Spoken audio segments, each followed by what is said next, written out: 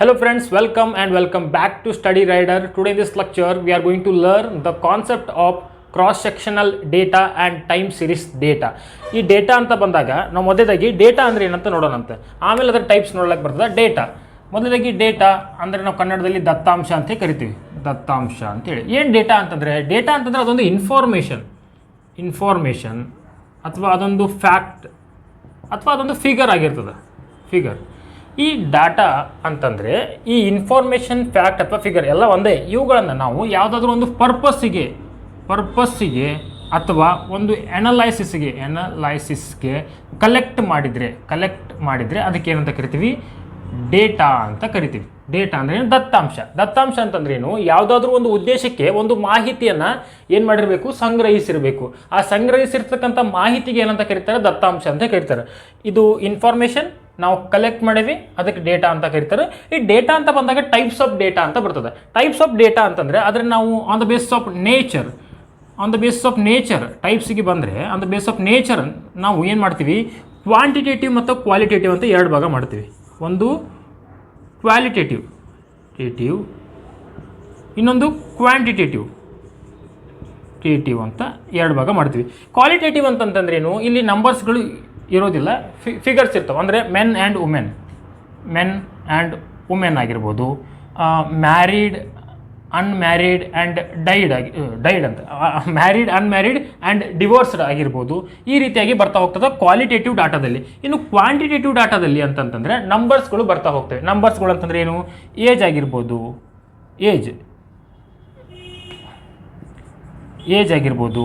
ಅದು ವೇಟ್ ಆಗಿರ್ಬೋದು, ನಮ್ಮ ಬಾಡಿ ವೇಟ್ ಆಗಿರ್ಬೋದು, ಹೈಟ್ ಆಗಿರ್ಬೋದು, ಆನಂತರ ನಮ್ಮದು ಪರ್ಸೆಂಟೇಜ್ ಆಗಿರ್ಬೋದು, ಇವೆಲ್ಲ ಬರ್ತಾವೆ. ಇನ್ನು ಎಜುಕೇಷನ್ ಅಂತಂದ್ರೆ ಅದು ಇದ್ರಾಗ ಬರ್ತದೆ. ಎಜುಕೇಷನ್ ಇದ್ರಾಗ ಬರ್ತದೆ. ಸೊ ಈ ರೀತಿ ನಾವು ಯಾವುದರಲ್ಲಿ ರಿಪ್ರೆಸೆಂಟ್ ಮಾಡ್ತೀವಿ ಅದು ಎಲ್ಲ ಇದ್ರಾಗ ಬರ್ತದೆ. ಕ್ವಾಂಟಿಟೇಟಿವ್ ಡಾಟಾದಲ್ಲಿ ಬರ್ತಾ ಹೋಗ್ತದೆ. ಇನ್ನೊಂದು on the base of sources, ಇದು ನೇಚರ್ನ ನೋಡಿದ್ವಿ. On the base of sources ಅಂದರೆ ಮೂಲಗಳ ಆಧಾರದ ಮೇಲೆ ಸೋರ್ಸಲ್ಲಿ ಪ್ರೈಮರಿ ಮತ್ತು ಸೆಕೆಂಡರಿ ಅಂತ ಎರಡು ಭಾಗ ಮಾಡ್ತೀವಿ ನಾವು. ಪ್ರೈಮರಿ ಆಮೇಲೆ ಸೆಕೆಂಡರಿ ಅಂತ ಎರಡು ಭಾಗ ಮಾಡ್ತೀವಿ. ಪ್ರೈಮರಿ ಅಂತಂದರೆ ಡೈರೆಕ್ಟ್ಲಿ ಕಲೆಕ್ಟ್ ಮಾಡೋದು. ಯಾರ ಕಡೆಯಿಂದ ಕಲೆಕ್ಟ್ ಮಾಡೋದು? ಒಬ್ಬ ರಿಸರ್ಚರ್ ಅಂತಂತಂದರೆ ರೆಸ್ಪಾಂಡೆಂಟ್ ಕಡೆಯಿಂದ ಕಲೆಕ್ಟ್ ಮಾಡೋದು. ರೆಸ್ಪಾಂಡೆಂಟ್ ಅಂದರೆ ಮಾಹಿತಿಯನ್ನು ಒದಗಿಸುವವ, ನಾನು ಮಾಹಿತಿಯನ್ನು ತೆಗೆದುಕೊಳ್ಳುವವ. ಅವನು directly face to face contact ಆಗಿರ್ಬೋದು, ಇಂಟರ್ವ್ಯೂ ಆಗಿರ್ಬೋದು, ಫೋನ್ ಕರೆಗಳ ಮೂಲಕ ನಾವೇನಾದರೂ ಇನ್ಫಾರ್ಮೇಷನ್ನ ಕಲೆಕ್ಟ್ ಮಾಡಿದರೆ ಅದಕ್ಕೆ ಏನಂತ ಕರಿತೀವಿ? ಪ್ರೈಮರಿ ಡೇಟಾ ಅಂತ ಕರಿತೀವಿ. ಸೆಕೆಂಡರಿ ಡೇಟಾ ಅಂತಂದರೆ ಈಗಾಗಲೇ ಆಲ್ರೆಡಿ ಕಲೆಕ್ಟೆಡ್ ಡಾಟಾ, ಇದು ಕಲೆಕ್ಟೆಡ್ ಡಾಟಾ ಆಗಿರ್ತೈತಿ. ಈ ಕಲೆಕ್ಟೆಡ್ ಡಾಟಾನ ನಾವೇನು ಮಾಡ್ತೀವಿ? ಯೂಸ್ ಮಾಡ್ಕೊತೀವಿ. ನ್ಯೂಸ್ ಪೇಪರ್ ಆಗಿರ್ಬೋದು, ಮ್ಯಾಗ್ಝಿನ್ಸ್ ಆಗಿರ್ಬೋದು, ಆ ಒಂದು ಡೇಟಾನ ಯೂಸ್ ಮಾಡ್ಕೊತೀವಿ. ಇದು on the base of sources, primary and secondary. ಈಗ ನೆಕ್ಸ್ಟ್ ಬರ್ತಕ್ಕಂಥದ್ದು ಭಾಳ ಇಂಪಾರ್ಟೆಂಟ್ ಆಗಿರ್ತಕ್ಕಂಥ concept. On the base of time period ನಾವೇನು ಮಾಡ್ತೇವೆ ಹೋಗ್ತೀವಿ? ಡೇಟಾವನ್ನು ವಿಂಗಡಣೆ ಮಾಡ್ತಾ ಹೋಗ್ತೀವಿ on the base of time ಪೀರಿಯಡ್ಗೆ ಅಂತ ಬಂದಾಗ ನಮ್ಮ ಎಕನಾಮೆಟ್ರಿಕ್ಸಲ್ಲಿ ಅಥವಾ ಸ್ಟ್ಯಾಟಿಸ್ಟಿಕ್ಸ್ನಲ್ಲಿ ಅಥವಾ ಮ್ಯಾಥಮೆಟಿಕ್ಸ್ನಲ್ಲಿ ಎರಡು ಮುಖ್ಯವಾಗಿ ಬರ್ತಕ್ಕಂತಹ ಡೇಟಾಸ್ಗಳು ಯಾವಪ್ಪ ಅಂತಂದರೆ, ಒಂದೇದು ಕ್ರಾಸ್ ಸೆಕ್ಷನಲ್ ಡಾಟಾ, ಇನ್ನೊಂದು time series data. Cross sectional and time series.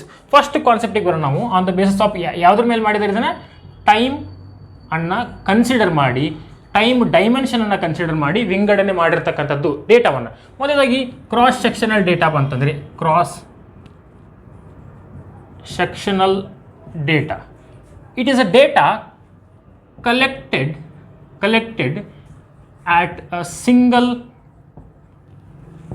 point of time. ಈ ಮೀನಿಂಗ್ ಮಾತಾಡ್ತಾ ಇರೋದು ನಾವು. ಕ್ರಾಸ್ ಸೆಕ್ಷನಲ್ ಡಾಟಾ ಅಂದರೆ ಏನು ಅಂತೇಳಿ, ಇದು ಒಂದು data collected at single point of time from different units, different units ಆಗಿರ್ಬೋದು, ಡಿಫ್ರೆಂಟ್ ಇಂಡಿವಿಜುವಲ್ಸ್ ಆಗಿರ್ಬೋದು, ಅಥವಾ ಫಾರ್ಮ್ಸ್ ಆಗಿರ್ಬೋದು, ಅಥವಾ ರೀಸನ್ಸ್ ಆಗಿರ್ಬೋದು, ಯಾವುದೇ ಆಗಿರಲಿ. ಅದು ಇಲ್ಲಿ ಸಿಂಪಲ್ ಆಗಿ ನೆನ್ಪಿಟ್ಕೊಳ್ಬೇಕಾಗಿರೋದು ಏನಪ್ಪ ಅಂತಂದರೆ, ಸಿಂಗಲ್ ಪಾಯಿಂಟ್ ಆಫ್ ಟೈಮ್ ಅಂದರೆ ಟೈಮು ಸಿಂಗಲ್ ಅದ, ಒಂದೇ ಅದ. ಡಿಫ್ರೆಂಟ್ ಏನದಾವು? ಯೂನಿಟ್ಸ್ ಅದಾವು. ಮೀನಿಂಗ್ ಇದರಲ್ಲೇ ಐತಿ. Single point of time different ಯೂನಿಟ್ಸ್ನಿಂದ ಕಲೆಕ್ಟ್ ಮಾಡಿದರೆ, collected at a single point of time, ಒಂದೇ ಒಂದು ಟೈಮ್ ಪೀರಿಯಡು. ಡಿಫ್ರೆಂಟ್ ಏನದಾವು? ಇಂಡಿವಿಜುವಲ್ಸ್ ಡಿಫ್ರೆಂಟ್ ಯೂನಿಟ್ಸ್ ಅದಾವು.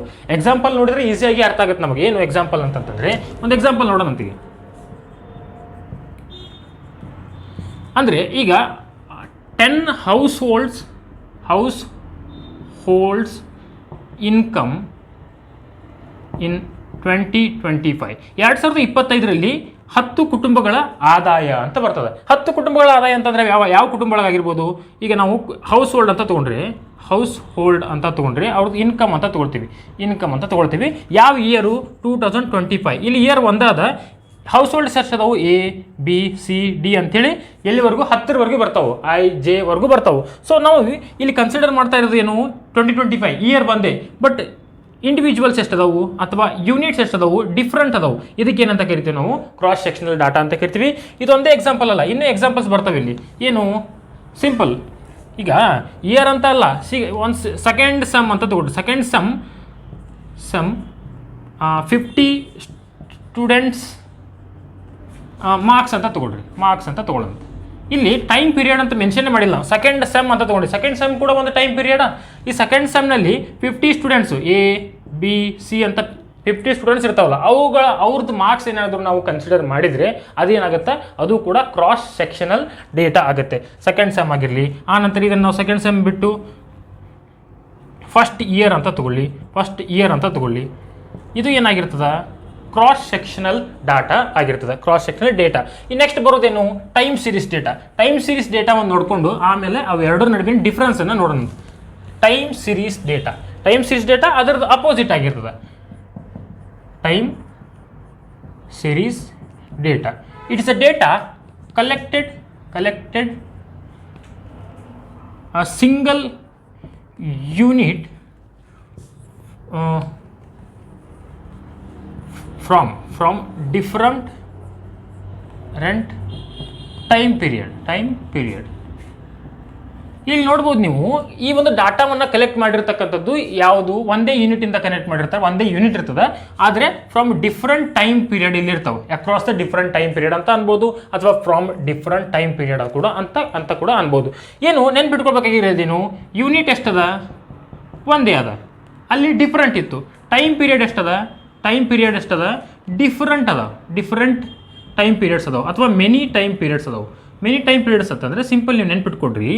ಏನು? ಈಗ ನಾವು GDP ಇಂಡಿಯಾಸ್ ಒಂದು ಎಕ್ಸಾಂಪಲ್ ಅಂಡರ್ಸ್ಟ್ಯಾಂಡ್ ಮಾಡಿಕೊಂಡ್ರೆ ಗೊತ್ತಾಗುತ್ತೆ. India's GDP from 2021 to 2025.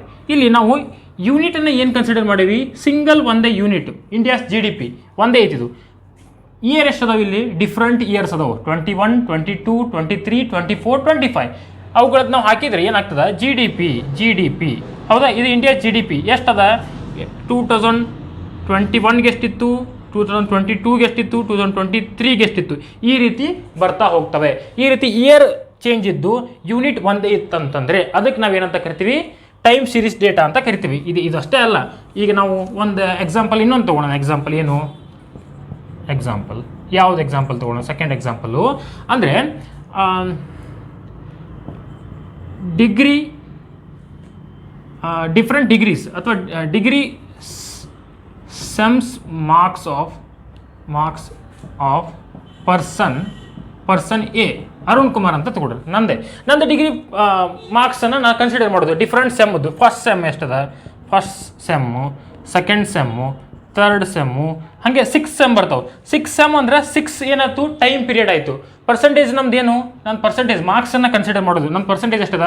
ಫಸ್ಟಿಗೆ ಒಂದು 30 ಇತ್ತು, ಆಮೇಲೆ ಒಂದು 60 ಅದ, ಆಮೇಲೆ ಒಂದು 90, ಫಸ್ಟ್ ಒಂದು 70 ಅದ, ಆಮೇಲೆ ಒಂದು 80 ಅದ, ಆಮೇಲೆ ಒಂದು 90 ಅದ. ಈ ಥರ ಹೆಚ್ಚು ಕಡಿಮೆ ಆಗ್ತಾ ಹೋಗ್ತದೆ. ಈ ಥರ ಏನದ ಇನ್ಫಾರ್ಮೇಷನ್ ಸಿಗ್ತಾ ಹೋಗೋದು ನಮಗೆ. ಡಿಫ್ರೆಂಟ್ ಏನದ? ಟೈಮ್ ಪೀರಿಯಡ್ ಅದ. ಯೂನಿಟ್ ಏನದ? ಓನ್ಲಿ ಸೆಮ್ಸ್ ಮಾರ್ಕ್ಸ್ ಅಷ್ಟೇ ಏನದ? ಮಾರ್ಕ್ಸ್ ಅಥವಾ ಪರ್ಸೆಂಟೇಜ್ ಕೂಡ ಅನ್ಬೋದು. ಇದೇನು? Time series data. Different years, single unit. Okay, ಈ ಟೈಮ್ ಸೀರೀಸ್ ಮತ್ತು ಕ್ರಾಸ್ ಸೆಕ್ಷನ್ಗಳ ಡಾಟಾದ್ದು ಡಿಫ್ರೆನ್ಸನ್ನು ನಾವು ನೆನ್ಪಿಟ್ಕೊಳ್ಬೇಕು. ಎಕ್ಸಾಮ್ನಲ್ಲಿ ಇದನ್ನೇ ಕೇಳ್ತಾರೆ ಜಾಸ್ತಿ. ಇವು ಎರಡರ ನಡುವಿನ ಡಿಫ್ರೆನ್ಸ್ ಏನು ಅಂತೇಳಿ, ಅಥವಾ ಡಿಫ್ರೆನ್ಸನ್ನು ಎಕ್ಸಾಂಪಲ್ ಮೂಲಕ ತಿಳಿಸ್ರಿ, ಈ ರೀತಿಯಾಗಿ ಕೇಳಿರ್ತಾರೆ. ಸೊ ಏನು ಡಿಫ್ರೆನ್ಸಿಗೆ ಬರೋಣ ನಾವು. ಇವೆರಡರ ನಡುವಿನ ಡಿಫ್ರೆನ್ಸು ಫಸ್ಟ್ ಏನದು? Cross section data, cross sectional data ಇದು ಒಂದು. ಇನ್ನೊಂದು ಟೈಮ್ ಸೀರೀಸ್ ಡೇಟಾ.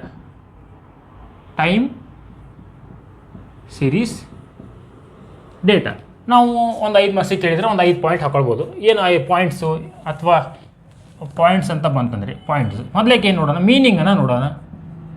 ಮೀನಿಂಗ್, ಆಮೇಲೆ ಯೂನಿಟ್ಸನ್ನು ನೋಡೋಣ. ಮೀನಿಂಗ್ ನೋಡಿದ್ವಿ, ಯೂನಿಟ್ಸ್ ನೋಡಿದ್ವಿ, ಆಮೇಲೆ ಟೈಮನ್ನು ನೋಡೋಣ ಅಂತ ಟೈಮು, ಆಮೇಲೆ ಎಕ್ಸಾಂಪಲ್ ನೋಡೋಣ, ಆಮೇಲೆ ನೇಚರ್ ನೋಡೋಣ, ಆಮೇಲೆ ಎಕನಾಮೆಟ್ರಿಕ್ಸ್ ಪ್ರಾಬ್ಲಮನ್ನು ನೋಡೋಣ. ಪ್ರಾಬ್ಲಮ್ ಅಥವಾ ಎಕನಾಮೆಟ್ರಿಕ್ಸ್ ಇಶ್ಯೂಸನ್ನು ನೋಡೋಣ. ಇಶ್ಯೂಸ್ ಇವು ಗೊತ್ತಿದ್ರೆ ಸಾಕು ನಿಮಗೆ. ನೋಡಿರಿ, ಮೀನಿಂಗ್ ನೋಡೋಣ. ಮೀನಿಂಗ್ ಅಂತಂದ್ರೆ ಏನು? ಡಾಟಾ ಕಲೆಕ್ಟೆಡ್ ಏನು? Single point of time from different units. Simple meaning ಅದ. ಕ್ರಾಸ್ ಸೆಕ್ಷನ್ ಡಾಟಾ ಅಂತಂದರೆ single point of time different units ಅಂತ ಬರ್ತದೆ. ಇಲ್ಲಿ single unit across different time period meaning ಇದು. ಟೈಮ್ ಸೀರೀಸ್ ಡಾಟಾ ಅಂದರೆ ಸಿಂಗಲ್ ಯೂನಿಟನ್ನು ಕನ್ಸಿಡರ್ ಮಾಡ್ತೀವಿ, different time ಪೀರಿಯಡನ್ನು ಇಲ್ಲಿ consider ಮಾಡಿರ್ತೀವಿ. ಇದೇನು ಡಿಫ್ರೆನ್ಸ್ ಆಯಿತು. ಯೂನಿಟ್ಸನ್ನು ಕನ್ಸಿಡರ್ ಮಾಡಿದ್ರಿ, ಇಲ್ಲಿ ಎಷ್ಟು ಯೂನಿಟ್ಸನ್ನು ಕನ್ಸಿಡರ್ ಮಾಡಿರ್ತೀವಿ? ಮೆನಿ ಯೂನಿಟ್ಸನ್ನು ಕನ್ಸಿಡರ್ ಮಾಡಿರ್ತೀವಿ. ಮೆನಿ ಯೂನಿಟ್ಸ್, ಹೌದಾ? ಮೆನಿ ಯೂನಿಟ್ಸನ್ನು ಕನ್ಸಿಡರ್ ಮಾಡಿರ್ತೀವಿ. ಇಲ್ಲಿ ಸಿಂಗಲ್ ಯೂನಿಟನ್ನು ಕನ್ಸಿಡರ್ ಮಾಡಿರ್ತೀವಿ. ಸಿಂಗಲ್ ಯೂನಿಟನ್ನು ಕನ್ಸಿಡರ್ ಮಾಡಿರ್ತೀವಿ. ನೆಕ್ಸ್ಟ್ ಬರ್ತಕ್ಕಂಥ ಟೈಮ್ ಪೀರಿಯಡ್. ಇಲ್ಲಿ ಟೈಮ್ ಪೀರಿಯಡ್ ಎಷ್ಟನ್ನು ಕನ್ಸಿಡರ್ ಮಾಡಿವಿ? Collected single point of time. ಇಲ್ಲಿ ಸಿಂಗಲ್ ಟೈಮ್ ಅಥವಾ ಸೇಮ್ ಟೈಮ್ ಪೀರಿಯಡನ್ನು ಕನ್ಸಿಡರ್ ಮಾಡಿರ್ತೀವಿ. ಎಲ್ಲಿ? Cross section data. Time period ಅಂತ ಬಂದರೆ ಸಿಂಗಲ್ ಟೈಮ್ ಪೀರಿಯಡನ್ನು ಕನ್ಸಿಡರ್ ಮಾಡ್ತೀವಿ. ಇಲ್ಲಿ ಡಿಫ್ರೆಂಟ್ ಟೈಮ್ ಪೀರಿಯಡನ್ನು ಕನ್ಸಿಡರ್ ಮಾಡ್ತೀವಿ. ಡಿಫರೆಂಟ್ ಟೈಮ್ ಪೀರಿಯಡನ್ನು ಕನ್ಸಿಡರ್ ಮಾಡ್ತೀವಿ. ಯಾವುದು? ಟೈಮ್ ಸೀರೀಸ್ ಡೇಟಾ ಒಳಗೆ. ಇನ್ನು ಎಕ್ಸಾಂಪಲ್ ಅಂತ ಬಂದರೆ ಆಗಲೇ ತೆಗೆದುಕೊಂಡಿರ್ತಕ್ಕಂಥ ಎಕ್ಸಾಂಪಲ್ ತಗೊಳ್ರಿ. ಏನು? 100 ಹೌಸ್ ಹೋಲ್ಡ್ ಇನ್ಕಮ್ ಇನ್ 2025 ಇನ್ ಧಾರವಾಡ ಅಂತ ತೊಗೊಳ್ಳೋಣ. ಧಾರವಾಡದಾಗ ಒಂದು 100 ಕುಟುಂಬಗಳ ಆದಾಯವಂತ ತೊಗೊಳ್ಳೋಣ. ಇನ್ನು ನೆಕ್ಸ್ಟ್ ಬರ್ತಕ್ಕಂಥದ್ದು ಟೈಮ್ ಸೀರೀಸ್ನಲ್ಲಿ. ಇದ್ರಾಗ ಎಕ್ಸಾಂಪಲ್ ಏನು ಬರ್ತದೆ? ಇಂಡಿಯಾಸ್ GDP ತೊಗೊಳ್ಳೋಂತೆ. ಇಂಡಿಯಾಸ್ GDP from 2021 to 2025 simple example ಆಯಿತು. ಇನ್ನು ನೇಚರಿಗೆ ಬಂದರೆ, ನೇಚರ್ ಅಂತಂದ್ರೆ ಏನಾಗುತ್ತೆ ಗೊತ್ತಾ? ಇಲ್ಲಿ ಕಂಪ್ಯಾರಿಟಿವ್ ನೇಚರನ್ನು ಹೊಂದಿರ್ತದೆ. ಕಂಪ್ಯಾರಿಟಿವ್ ನೇಚರ್ ಅಂತಂದರೆ ನಾವು 2025ರಲ್ಲಿ 100 ಹೌಸ್ ಹೋಲ್ಡ್ಗಳು ಇರ್ತಾವಲ್ಲ, ಅವು ಕುರಿತು ಎಲ್ಲರದು ಇನ್ಕಮ್ ಕಂಪೇರ್ ಮಾಡ್ಬೋದು. ಯಾರು ಇನ್ಕಮ್ ಜಾಸ್ತಿ ಅದ, ಅವ್ರ ಕನ್ಸಂಪ್ಷನ್ ಜಾಸ್ತಿ ಅದ, ಈ ರೀತಿ ಅವ್ರ ಇನ್ಕಮ್ ಎಲ್ಲ ಏನು ಮಾಡ್ಬೋದು? ನಾವು ಕಂಪೇರ್ ಮಾಡಿ ನೋಡ್ಬೋದು ಆ ವರ್ಷಕ್ಕೆ. ಇಲ್ಲಿ ಏನಾಗ್ತದೆ? ಕಂಪ್ಯಾರಿಟಿವ್ ಅನ್ನೋಕ್ಕಿಂತ ಟ್ರೆಂಡ್ನ ನಾವು ನೋಡ್ಬೋದು. ಟ್ರೆಂಡ್ ಅಂತಂದ್ರೆ ಏನು? 2021ರಲ್ಲಿ ಎಷ್ಟಿತ್ತು, 2021ರಲ್ಲಿ ಎಷ್ಟಿತ್ತು, 2025ರಲ್ಲಿ ಎಷ್ಟಾಗೈತೆ, ಅದು ಹೆಚ್ಚಾಕೋಂತ ಹೋಗಿತ್ತು, ಅಥವಾ ಅದು ಕಡಿಮೆ ಆಕೋಂತ ಬಂದದು, ಅಥವಾ ಅದು ಸಮವಾಗೈತು, ಅಥವಾ ಅದು ಜಿಗ್ಜಾಗ್ ಆಯಿತು. ಈ ಟ್ರೆಂಡ್ ಎಲ್ಲ ನಾವೇನು ಮಾಡ್ಬೋದು?